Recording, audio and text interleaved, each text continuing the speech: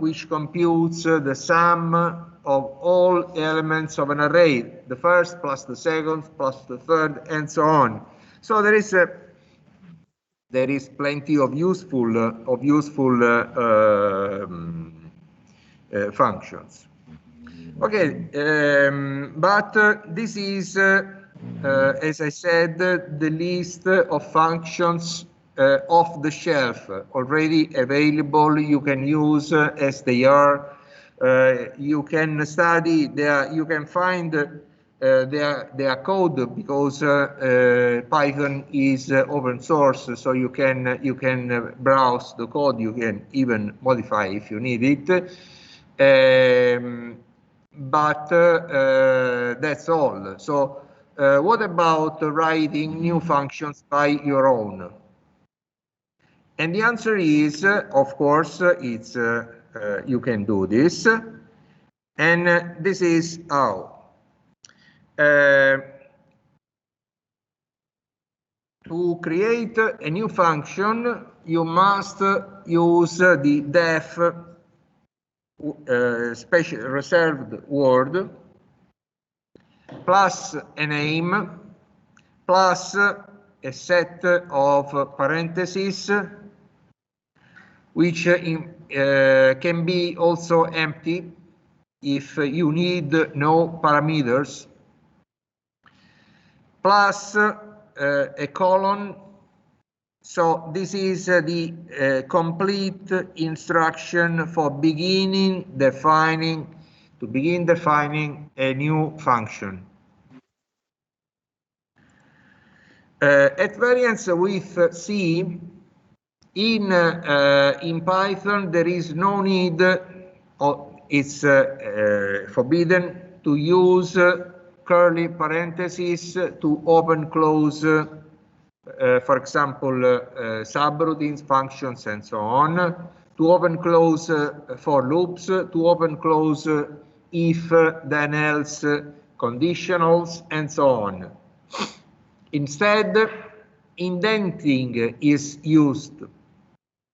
Indenting is the technique of displacing one or more lines of code with respect to the first column. Indentation in Python is fundamental, is mandatory, so you have no choice. If you adopt Python as you should, as you have in algorithms and data structures, you have to adopt indentation. Indentation is the only way to inform your Python interpreter that you are beginning and ending a set of lines within a function, within a for loop, within a while loop, within an if, then an if else conditional, and so on. In former days of computer science, for example, in Pascal language, which is a very old, there was do begin end, to inform the compiler that you were beginning a block of code within a for loop, and so on. Okay, so which were actually the lines to be repeated in an iteration, for example. In C, you do the same using curly parentheses. You open and close curly parentheses, and you inform your C compiler that you are beginning, ending a for loop, so an iteration of instructions. In Python, you do the same using indentation. In principle, you are free to adopt. So, for example, in this example, which is very basic, very rough, and not particularly useful, by the way, but it's a way for computing, for defining a function. you inform your compiler, your interpreter, that that your indentation consists of 4 spaces, which is the convention adopted by Python programmers for their indentation. In principle, you could adopt any other number of spaces, 1, 2, 3, 4, 7, 84, whichever, but you must be consistent with that convention, with your own convention, in the sense that if you adopt, for example, 3 spaces, then you have to use always 3 spaces within your code, within your program. So you cannot adopt for a function 3 spaces, in a for loop 7 spaces, in a while loop 2 spaces, and so on. If you choose 3 spaces, then you have to always use 3 spaces. Usually, good enough text editors, IDEs already know this in advance and are compliant to the international convention in which 4 spaces are adopted for indentation. So, for example, I'll show you in a moment that whenever you begin writing a for loop, a def instruction, a while loop, an if conditional, in all these cases in which indentation is fundamental, or if you define a class, in all these cases, your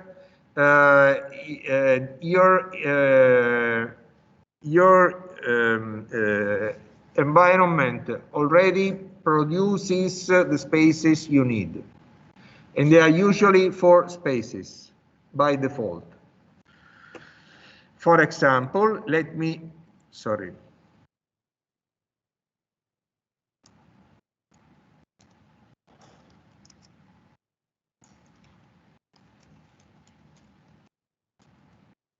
look, can you read? Are you able? Sit down in the first row. Can you read? Yes, sir. Very good. And you're there? Okay. Look, I defined a function whose name is area, which has 2 arguments, b and h. We'll discuss this later. And after and colon, and I strike the enter key, and the cursor is automatically placed at the 4th column. At the 5th column. So 4 spaces are left as the indentation, which is the default, okay, which is automatic. And for example, I could A equals B times H. For example, I can I in range 5. Look again. Now I placed a for loop. I will not discuss what a for loop is in Python. This is just an example to show subsequent indentations within the same program. Okay, this is not time and place. This is place. This is not time for discussing for loops. So don't worry. Okay.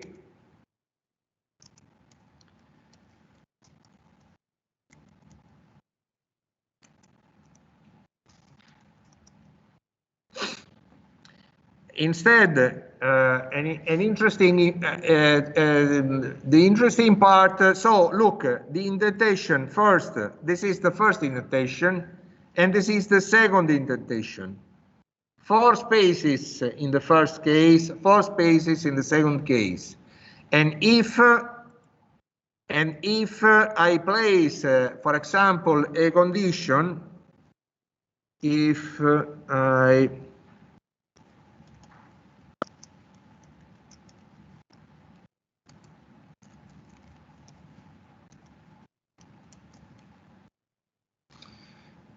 one more indentation step is still displaced 4 spaces on the right. This is another example of Python instruction which requires an indentation. It's an if, it's a conditional.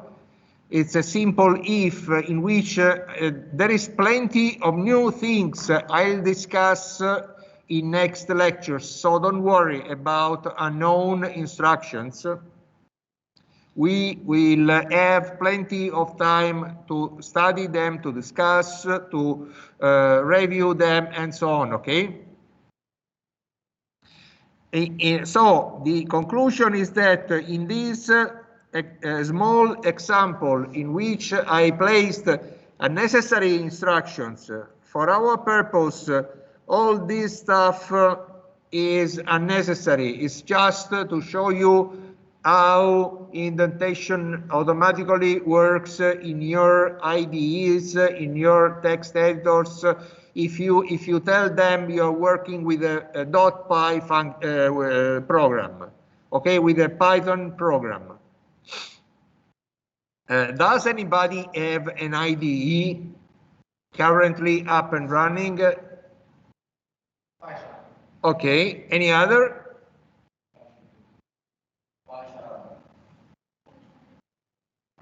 Okay, all and others? Python? Spider? Any other?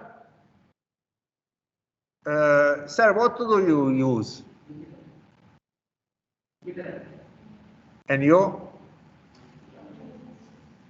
Okay.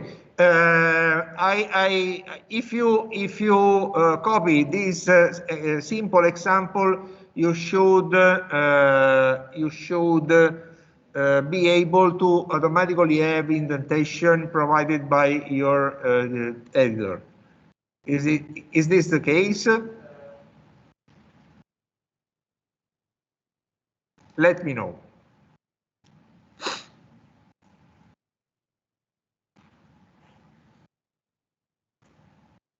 Online students, are you there?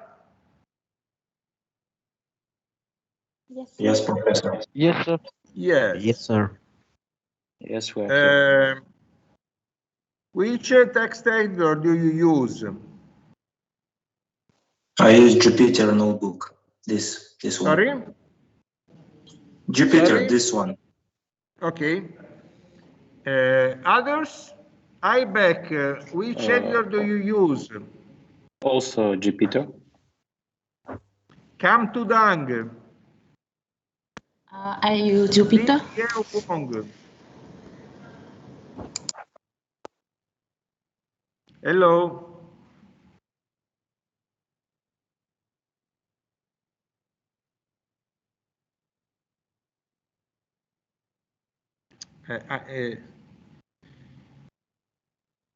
How is it possible that Lester Efrain Giacomo Santos is an organizer in this class? Lester, are you there? Yes, I'm here. What happened? Why are you an organizer? I don't know, sir. I just pressed the meeting button, and when I realized I was the organizer, and I don't know how that happened. Sorry, can you repeat? Yes, can you hear me? Yes. Yes, I don't know. I just pressed the meeting button, and I don't know how happened that I am the organizer now. Okay. So if you organize this class, you should replace me in lecturing. I find it a great idea. Do you agree? Yes, I am agree. I will do it.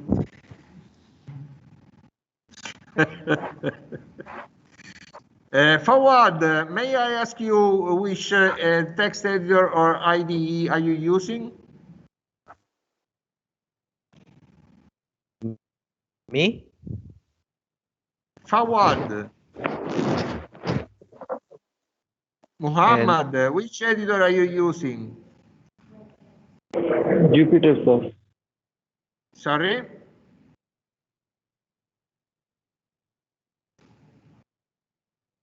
Jupyter. Okay.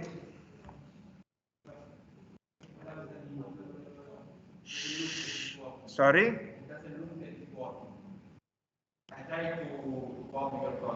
Yes?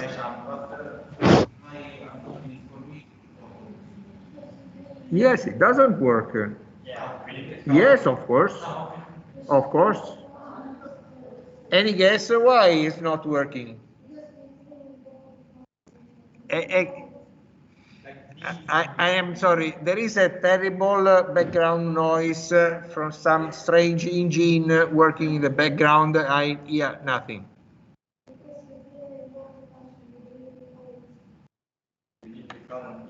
Yes, precisely. Great.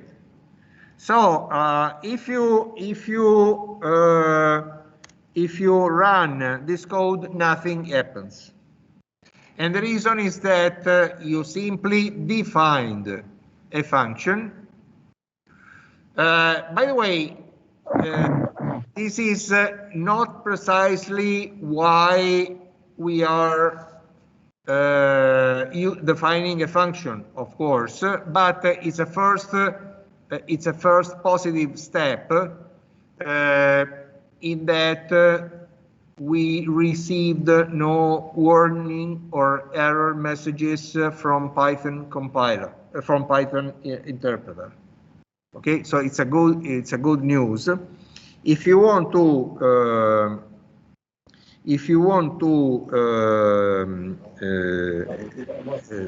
put this function at work, we must invoke it,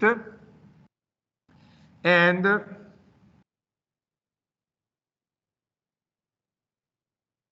we must invoke it, and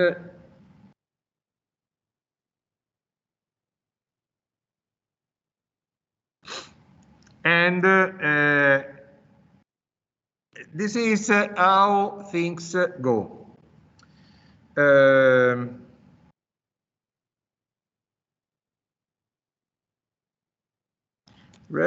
I define a function which, by the way, is name. You can name as you like, which I call rectangle area,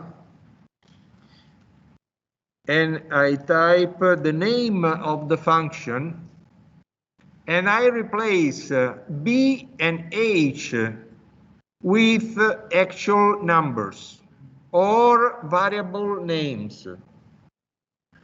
So in this case, I simply place 10 and 4, which are the two dimensions of a rectangle. This is a very basic, trivial example in which we define the function whose only purpose is to calculate the area of a rectangle, which is, as you know, the product of two dimensions. And this is what happens. The result is the following. Actually, what happened is that the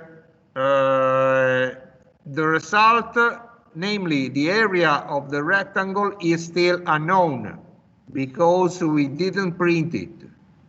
What happened is that we see the output of the print instructions within the function, which are 5 times hello and only twice even, okay, because because inside the for loop I placed an if, a conditional, which prints even if it happens that the index of the iterations turns to be even. Okay, but again, this is a conditional within a for loop. We never discussed. It's just to show you how indentation works. What we are interested in is in the area of the rectangle, and we finally get, I may do something like this, print rect, and then exit. And this is finally our result. So what happened? I defined a function. This function returns, does some computation, and returns a value upon invocation. This value has been stored in a variable whose name is rectangle area.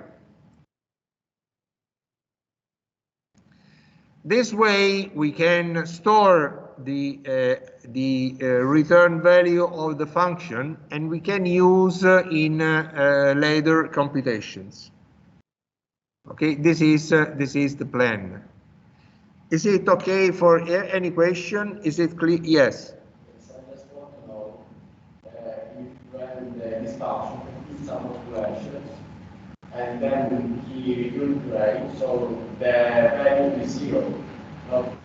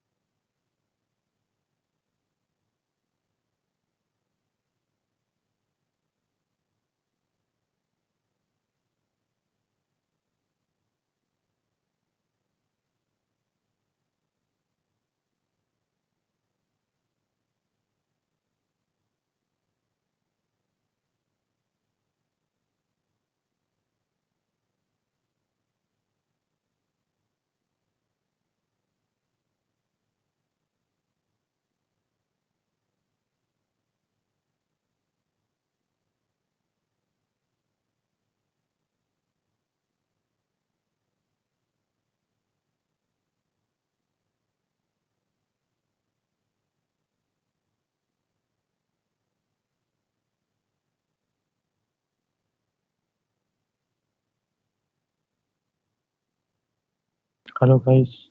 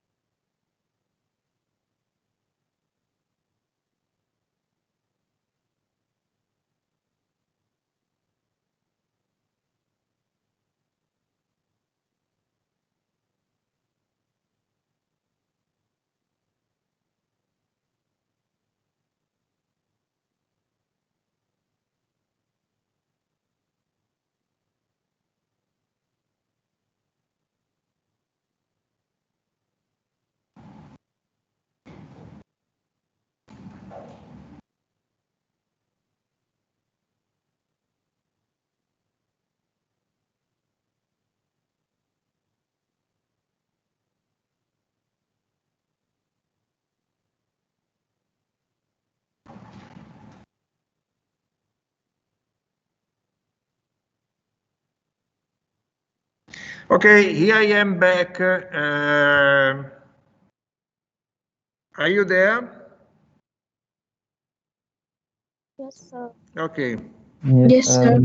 Have you carried out this review? Any problem?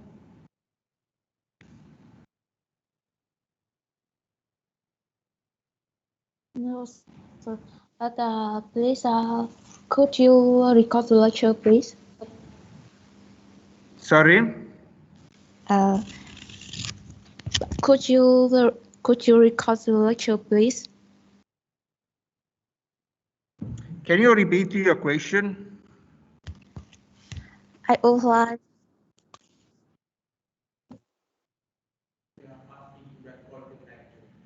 No recording. You are supposed to be an active student during the lecture, because it makes sense. This is not an early e-learning course.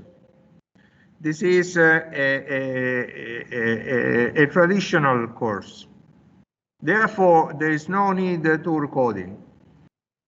Attend the lectures, be an active student, and so on. Okay.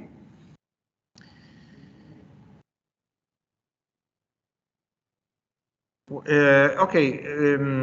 I have shown with this example is a very simple yet meaningful example of so-called fruitful functions, namely one of the two categories of functions existing in Python, the other one being the void functions, which do some computation but return nothing. So there is no return statement, there is no return value provided.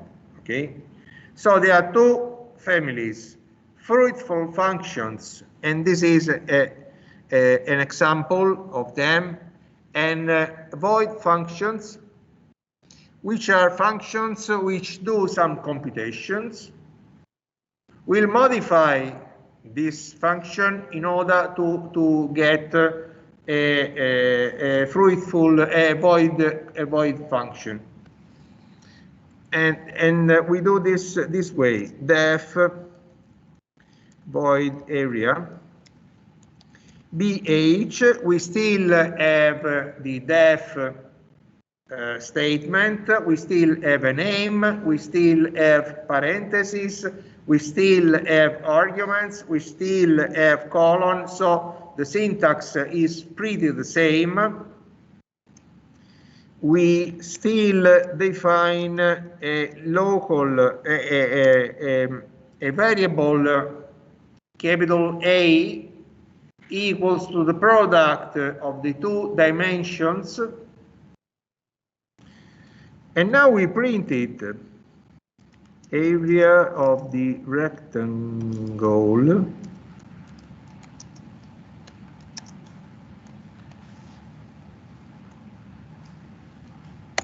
and that's all. The main difference lies in the absence of any return statement.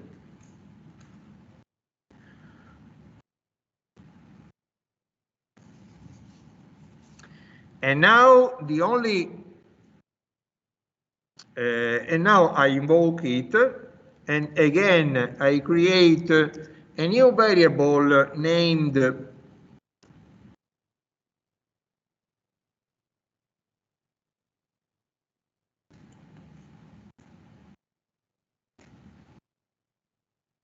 okay, 200. And now I create a new variable rect, which is intended to store the output value of the void area function. Void area 10.4.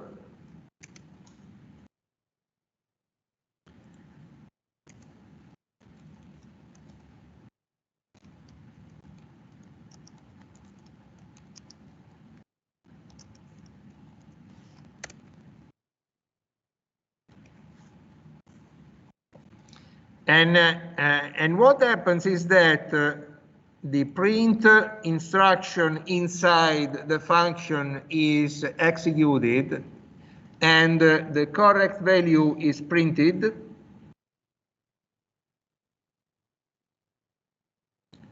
But the rect variable contains nothing. And if I print its content, I am returned with none, meaning that there is nothing inside that variable. Okay? What's the idea? The idea is that the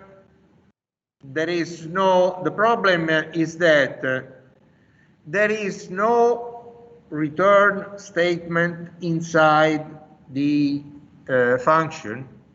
Therefore, there is no transmission of values upon completion of execution of the function, and therefore nothing is returned and nothing is contained in the rect variable.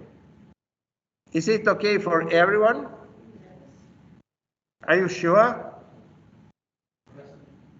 Even that I'm not getting why the point of using the point function. Of course, the answer is it depends. In some situations, you don't need to process the return value.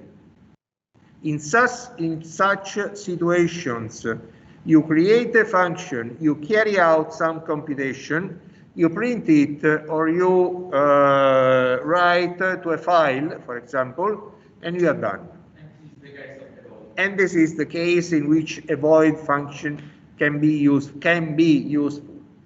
Usually, functions are intended as fruitful functions.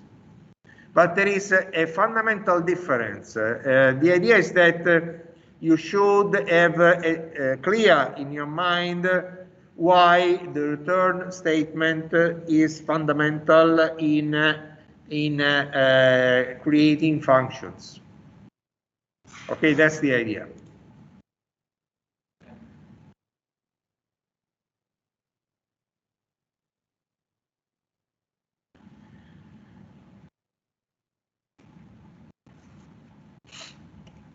Okay, let me comment the effect of this disturbing background noise of those engines. This is a heating system active currently in this room, in this class. The effect is a good quantity of noise is produced, but as the engines are placed upstairs, unfortunately, it goes upwards. Downstairs is pretty cold with respect to upstairs. So we have only noise, and heat is reserved to the fortunate, lucky guys which are near the window. And as nobody is near the window, nobody gets comfortable temperature. That's a good idea. Moreover, where do we have plenty of spaces of useless space in this classroom, in this part? Where are the engines upstairs, which is the lowest, where the lowest ceiling is available? It's a great idea. Okay.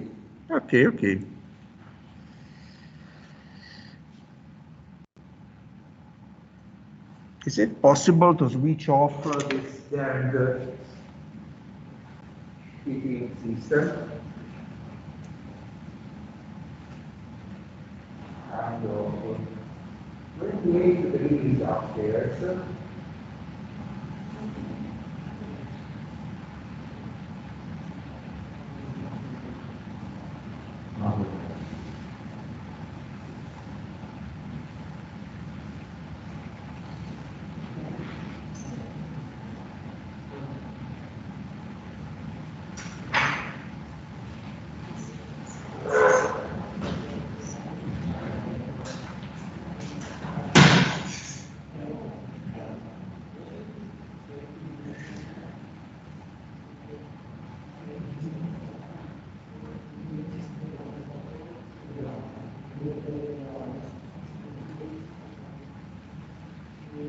Okay.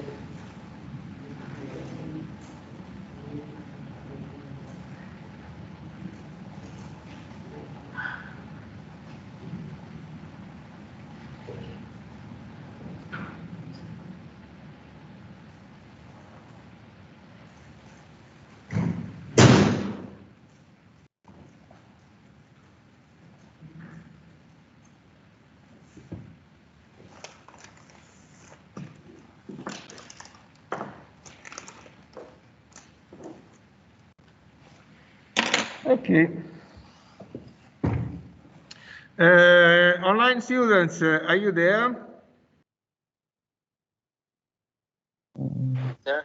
Okay. Yes, Is it sir. clear or is it clear?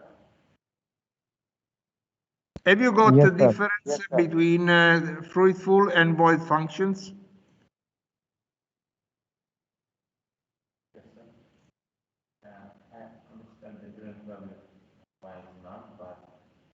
We need to think of this array of the rectangle and how we get the output. Can you repeat with a loud voice, please? I'm saying we didn't print this output yet, array of the rectangle 14 from the. We didn't print. Then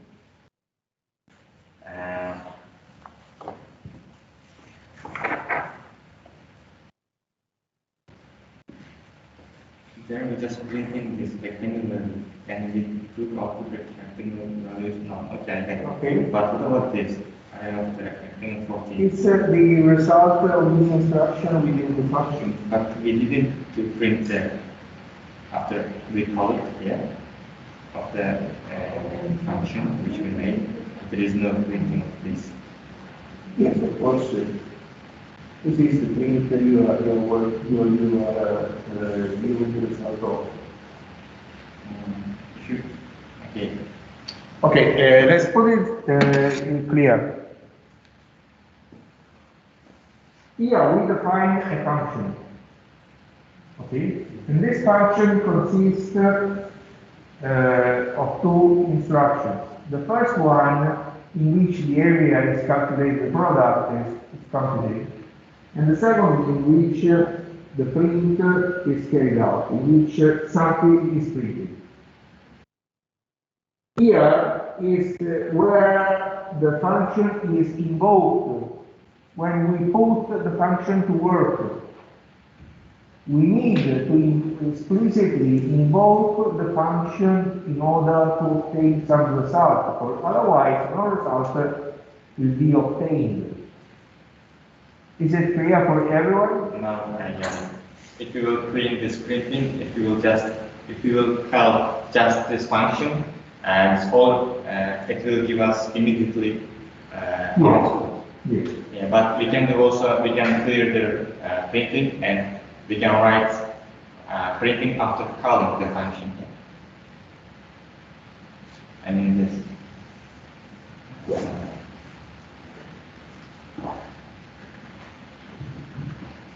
Now it is there. And we can do that. No, you get nothing. Because it was. Because kernel A does not exist outside the function. You define only here, inside the function. This is what is called a local variable. A variable in C, we have precisely the same situation. We have local variables, and this is an example of a local variable. Kernel A is defined within the function, and it has a very precise lifetime, which is precisely the execution time of the function. Which means that when the function is over, because ended its execution, all local variables will be destroyed, and in any case, they will never be accessible. They cannot be accessed from outside the function, unless you do something to return their value. Okay? This is the concept of local variables, which is very important. Functions. Okay.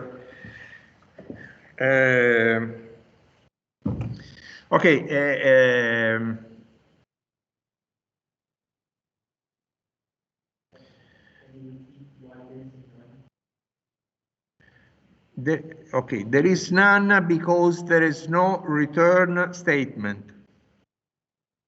Okay, so nothing is explicitly returned to upon calling the function. To put a function at work, you need to invoke it, and you can invoke by typing its name in an instruction. Okay.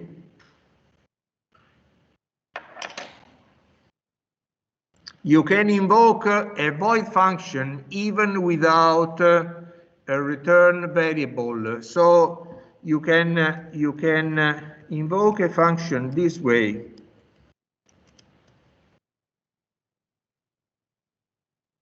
Okay, so when you type rect equals void area, again, this is another example of the precise meaning of equalities in programming languages. What's on the right is processed, and the output is put on the quantity on the left-hand side of the equality, if any. In a fruitful function case, you have a return value which is stored in a variable. In a void function case, you have no return value and nothing will be stored in the return variable. Okay, so the precise meaning of this instruction is invoke the function with those arguments 10 and 4. Produce an output, if any, and store the return value into the rect variable. Is it clear for everyone? Questions?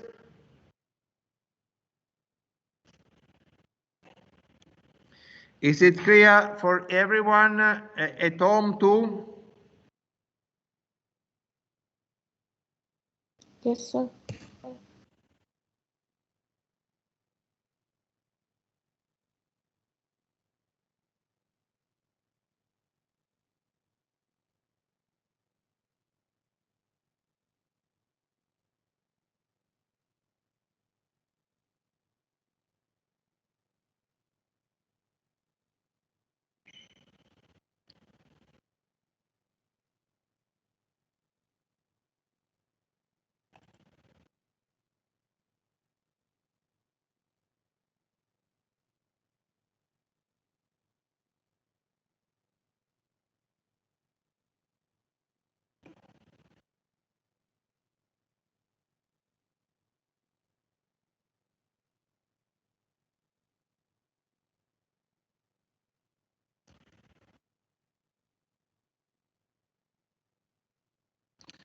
Okay, let's go on.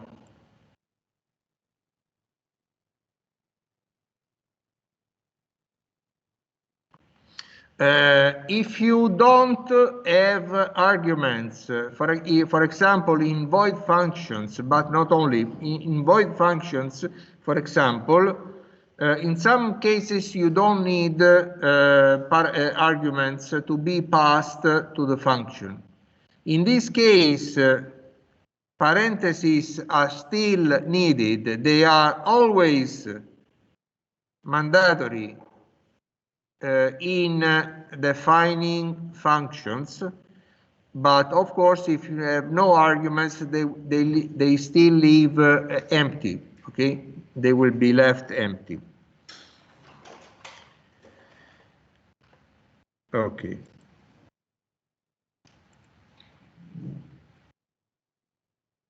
What happens if you, okay, this is an interesting remark. What happens if you omit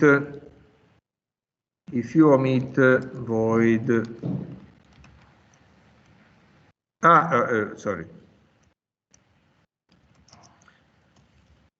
printing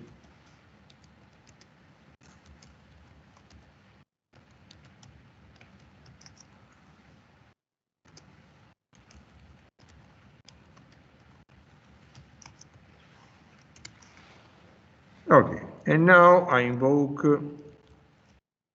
the function this way. You see, parentheses are needed. Okay, empty parentheses are needed in order to execute, to invoke the function and obtain some result.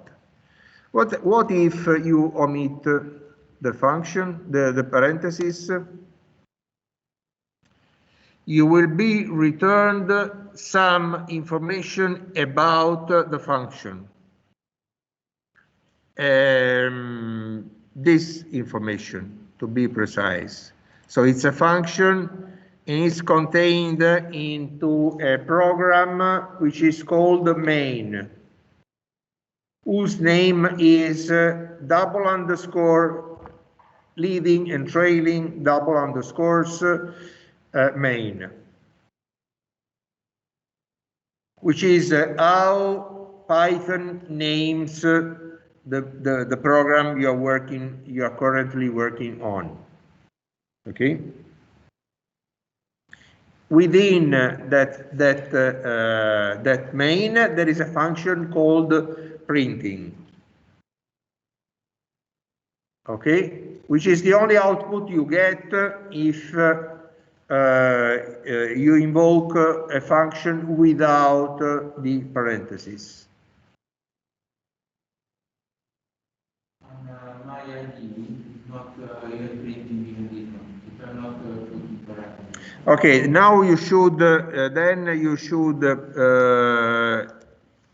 enclose in a print instruction, and you should succeed.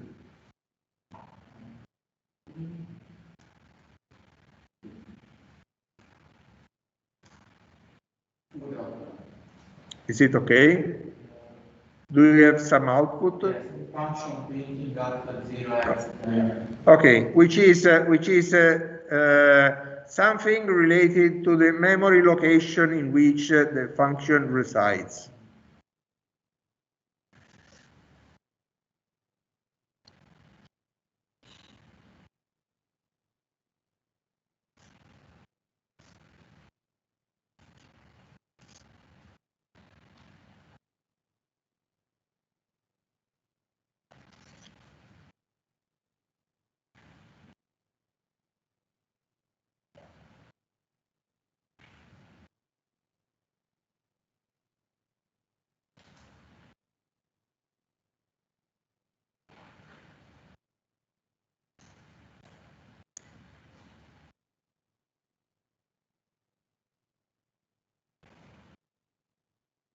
Okay, is it okay for everyone? Any question?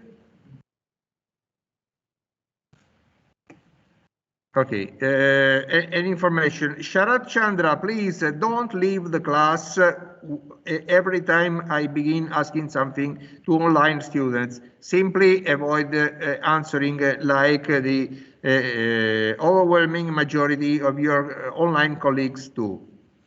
Okay, online students, any problem? Is it clear to everyone?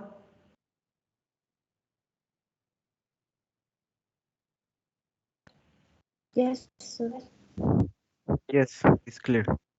Yes, sir, it's okay. Yes, it's clear. Yes, sir.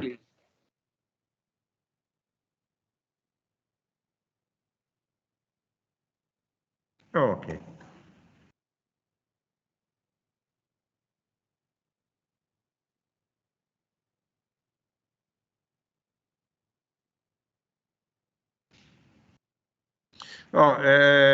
Similar information can be obtained using the type built-in function. If you use type and the function name without parentheses, you get. Look, there is a difference between type and the function name and type and the function name with parentheses. Because in the do you remember this is the old function. Let me copy. I rename as area 2. I remove all unnecessary code, and I only leave the computation of the rectangle and the return value. Is it okay? Now I type area 2, which simply returns the type, which type of variable. Actually, even the function name is a variable. Okay. What happens if I place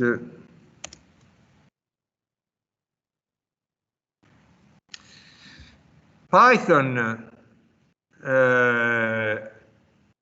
checks for the presence of parentheses, and as empty parentheses are present in the type instruction in instruction 42, it thinks we want to execute the function and therefore complains about missing parameters, arguments.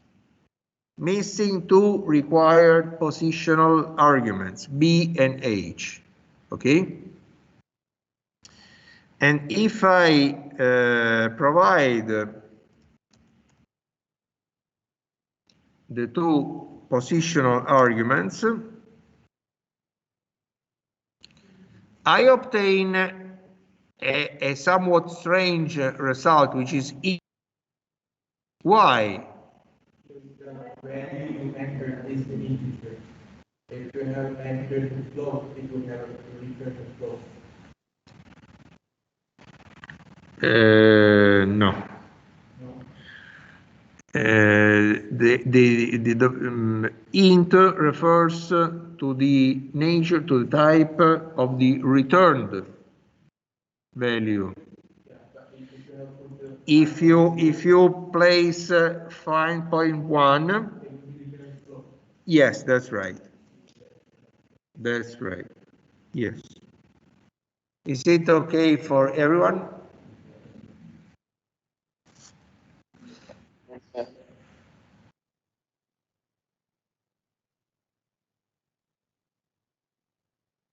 Okay.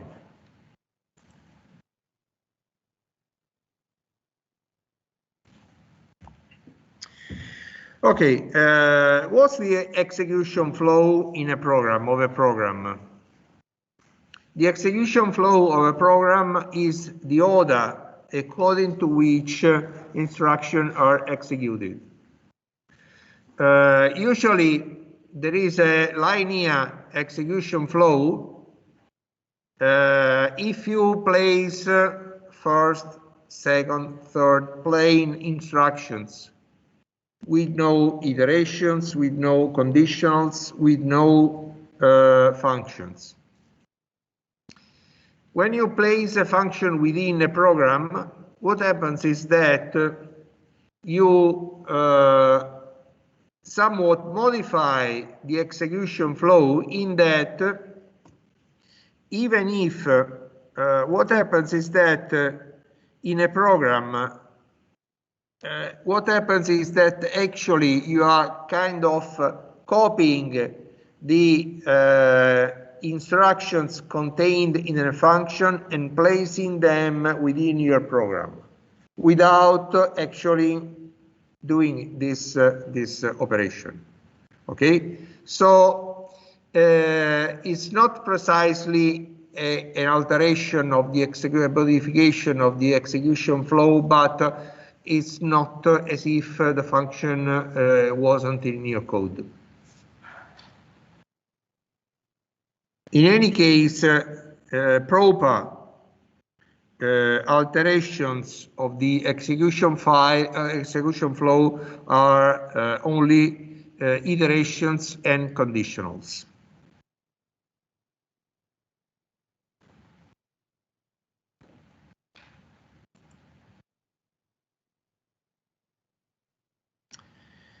Okay. This is only a matter of naming things. Some functions, as you have seen, some functions need arguments. For example, math.pow, which computes the power of a number, needs two arguments, which are the base and the exponent. Okay, so for example, you can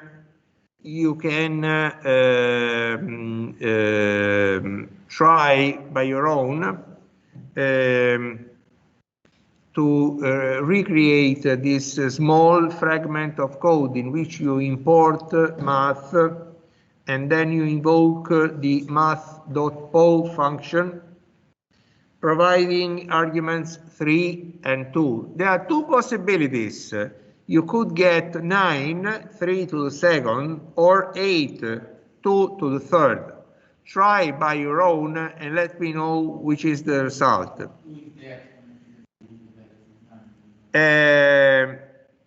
Online students, you are warmly and strongly advised to carry out this review too. And let me know which is your output. The result is 9. Sorry? The result is 9.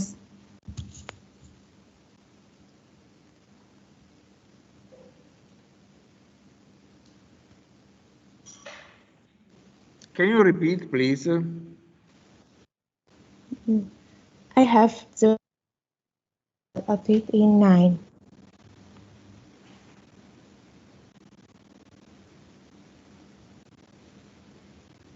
Please, would you like to write what you mean?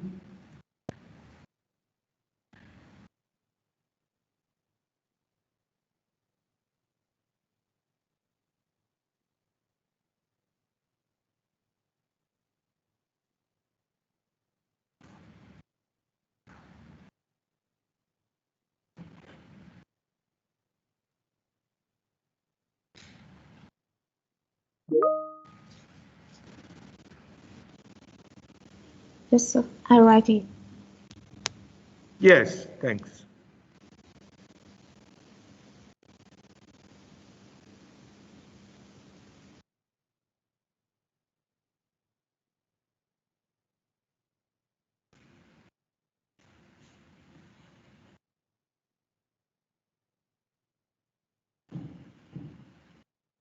Have you done?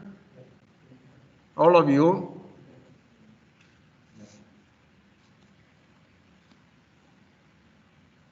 Any problem?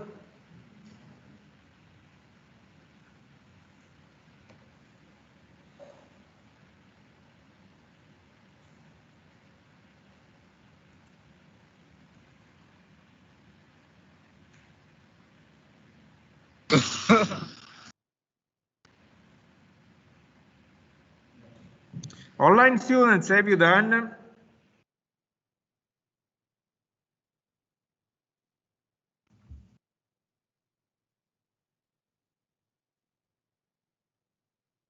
Yes.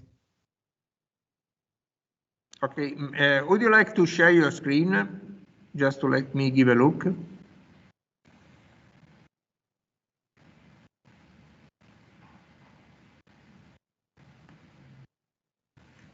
Lester, are you there? Yes, Yes. I'm sharing my screen. Okay, okay.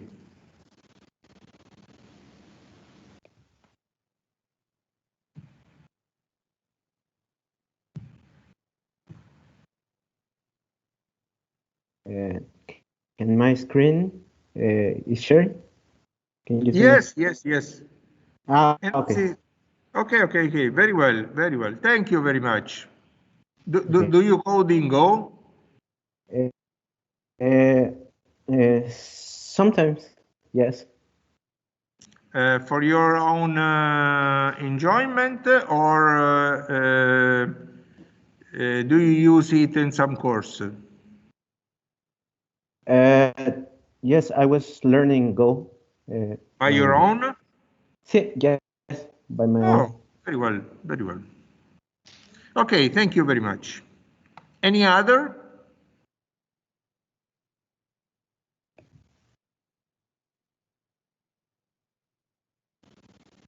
Hello, Yes, can are you I there? share my screen? Yes.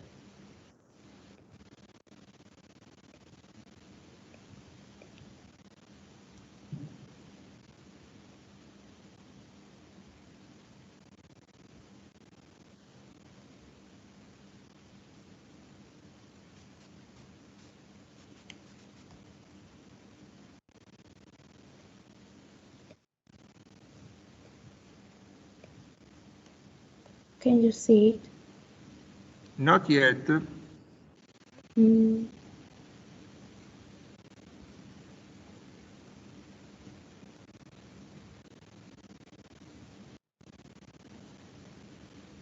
Okay, well done.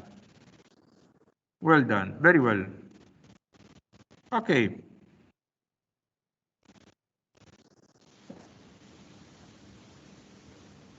Any other? Yes, yes.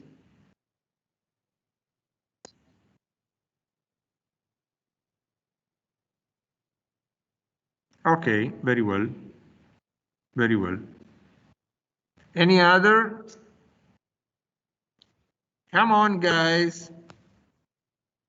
Hi, Beck. Are you there? Yes, I'm here. Come on, share your screen. Let me give a look at what you are doing. Okay. Just a Don't be second. shy. Could you see my screen? Share, share, yes, yes. Come on.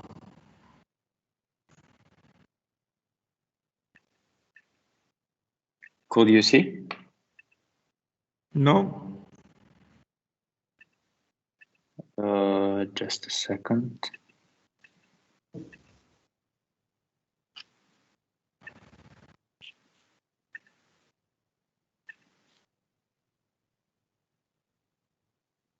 Could you now? No?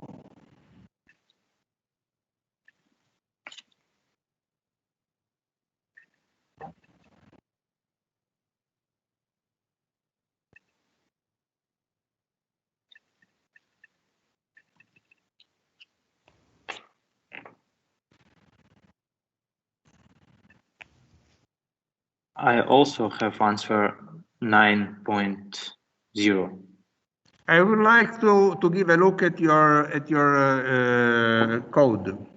Any problem? I have problem with sharing my screen here. By the way, I don't know. This is my screen. This is my screen. You are Yernur Ismailov? Yes, yes. Very well. Okay, okay. Well done. Thank you. Any other?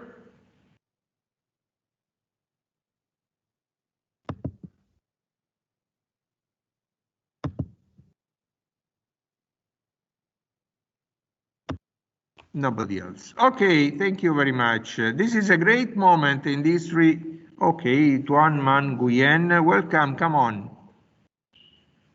Yeah, I'm here. Can you see? Okay, very well. Okay.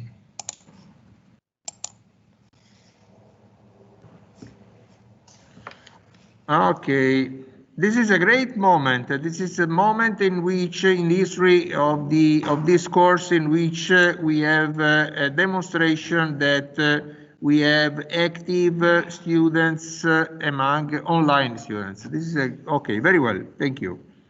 I'm not kidding. And we also learned that IBEC is pretty jealous of his code. Oh. Sorry, sir. I have problem with sharing my screen because here It's some strange. confidential Nobody else has problems in sharing his screen.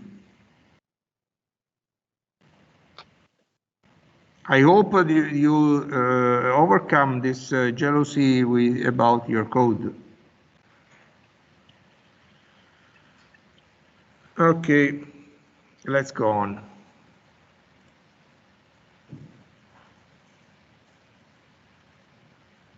Okay, this is another important step. It's pretty important that we understand the meaning of the meaning and the role of local variables when working with functions.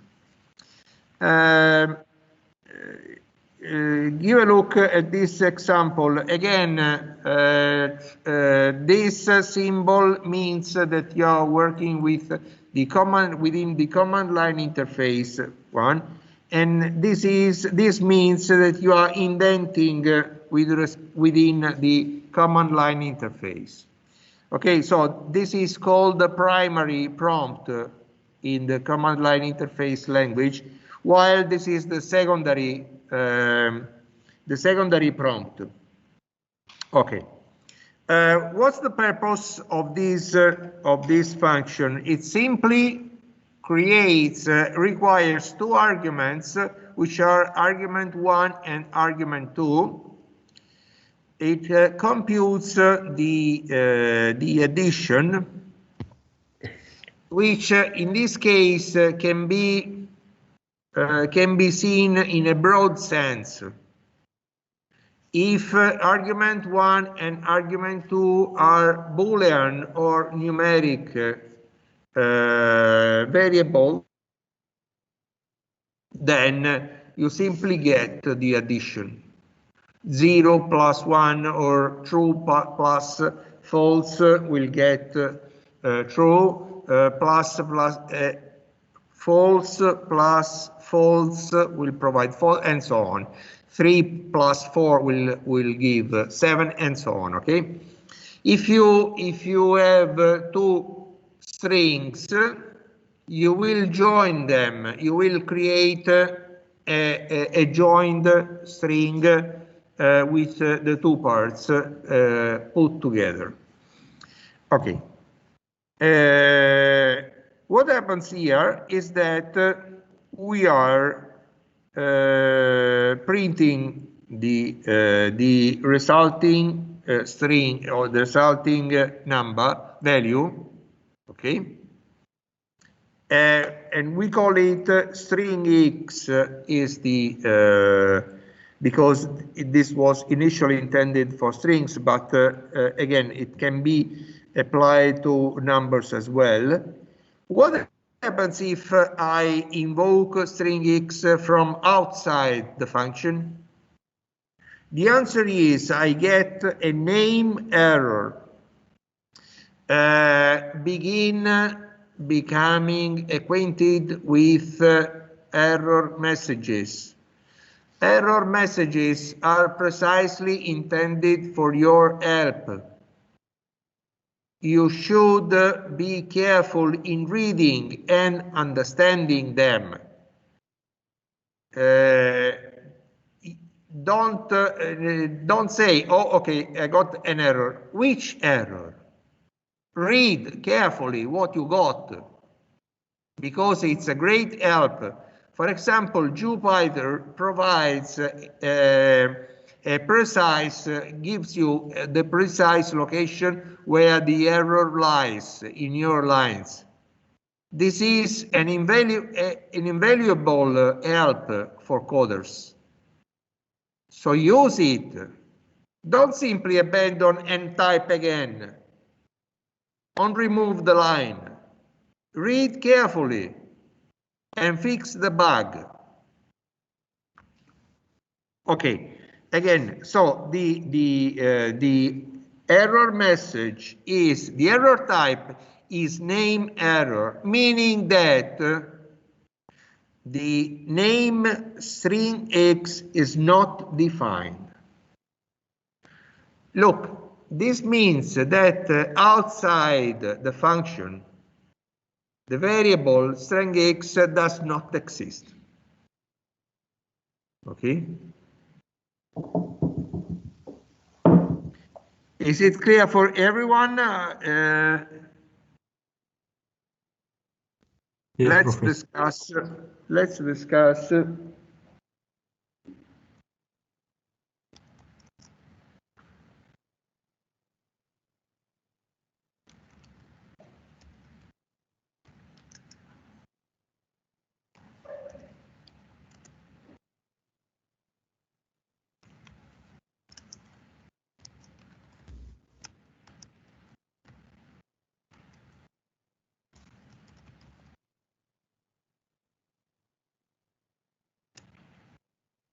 Okay, I changed the name and now the function is called example. We have still two arguments, arg1 and arg2. The sum of the two is called argx. So again, we add arg1 and arg2 and place the result in argx, and we print the result.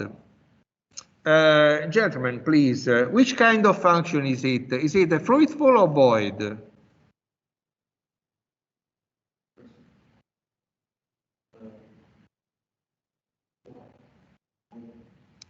There is no return statement, so it's a void function. Okay. Okay, so let's invoke it. Example 4 and 8. 12, print argx, and we get a name error. Okay, argx is not defined.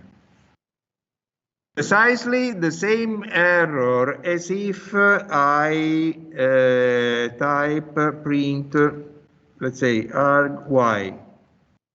So I invent a new name with no reference. Is precisely the same type of error. So this variable does not exist. Whereas inside the function, it's a legal instruction and it works. If I want to print the result of this function outside of the function, I have to return something, right? Or it's not possible.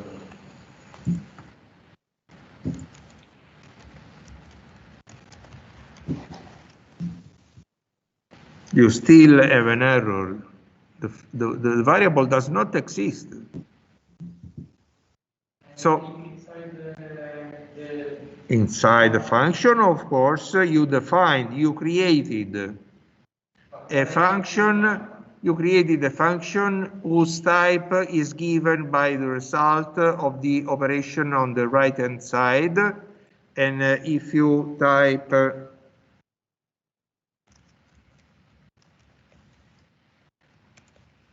execute again, remember to update the cell, for otherwise you will have no, I am returned with class int. If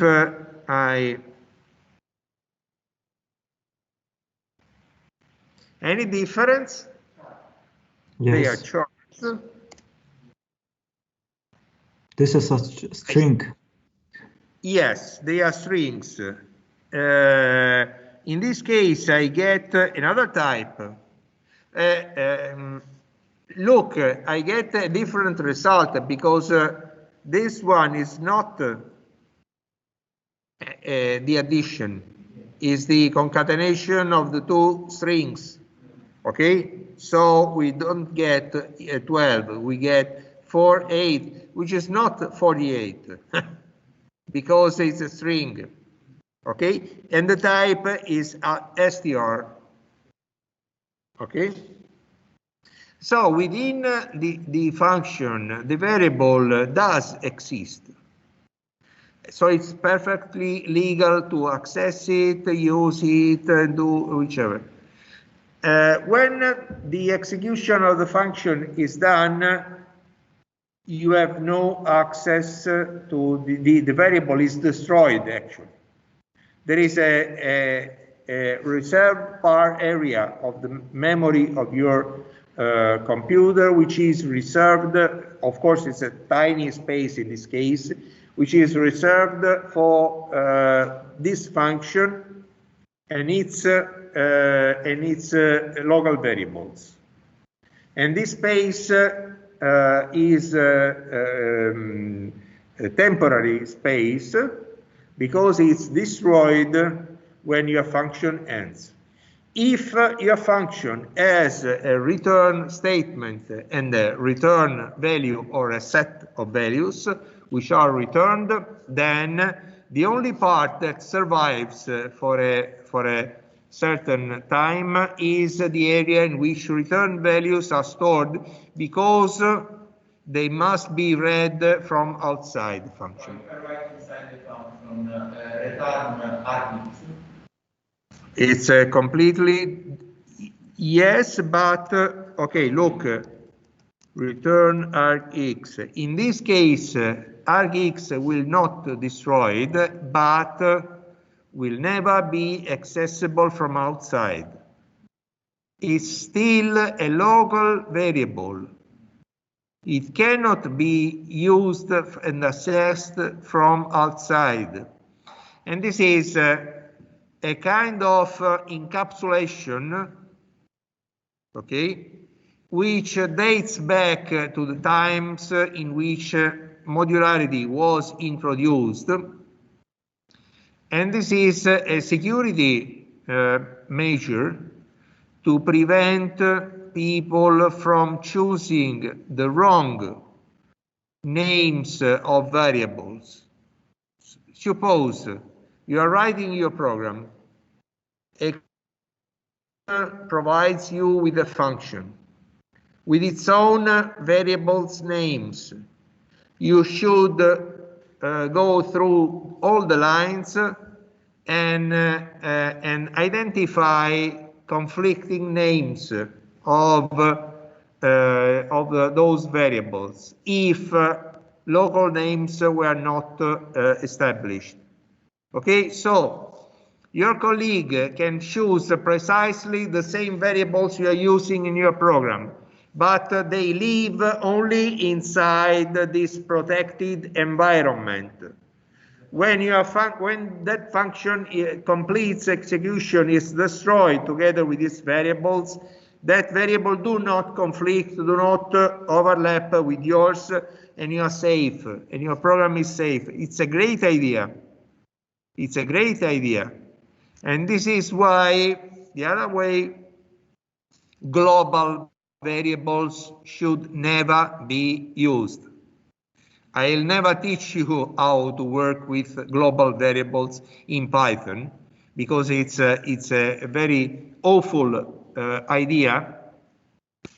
Okay, never use global variables because they are variables which can be accessed from every function from within every part of your Python program. So it's a terrible idea.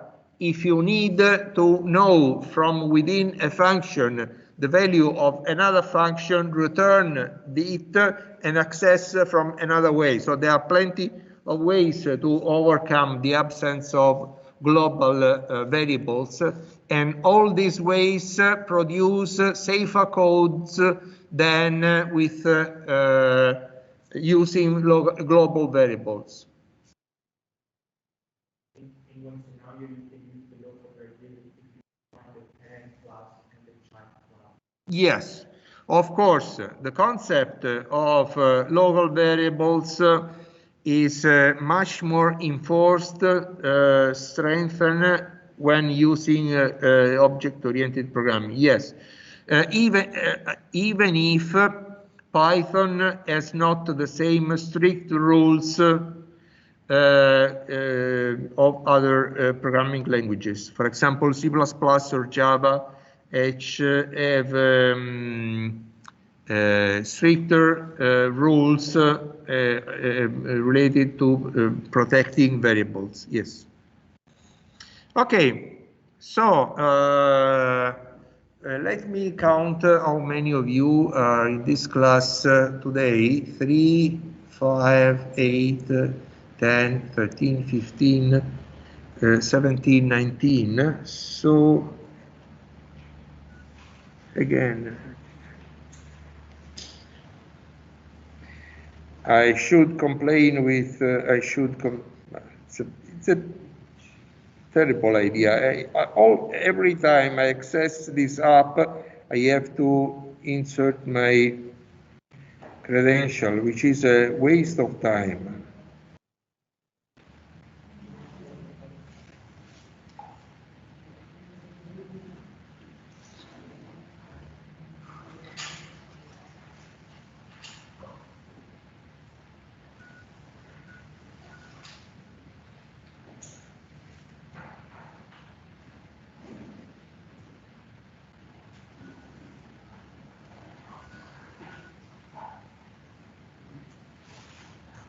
Okay, we have how many of, I see 20 attending students. How many said you were? 5, 8, 10, 13, 15 e 4, 19. Mendibayev, Tiwari, Isimbi, Babayev,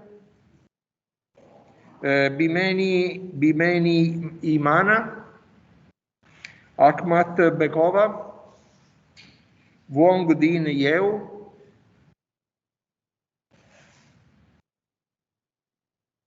oh.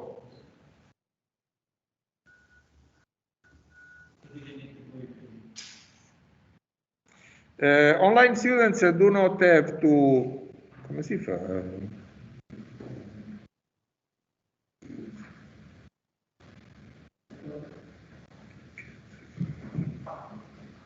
Vorobeva,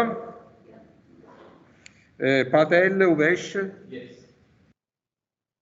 Abdul Rakeb, Umutoni,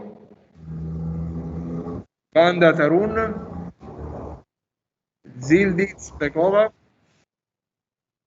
Gambold Tuguldur, Yanda Kuditi, Gadigi, Namineni, Baviskar, Korovai e Ruggeri. Ok. Concludi. Okay. If there are no questions, we can stop here for today. See you tomorrow. Have a nice day. Okay, Bye. thank you, Professor. You're Thank you, welcome. sir. So. Thank you, sir. Have a nice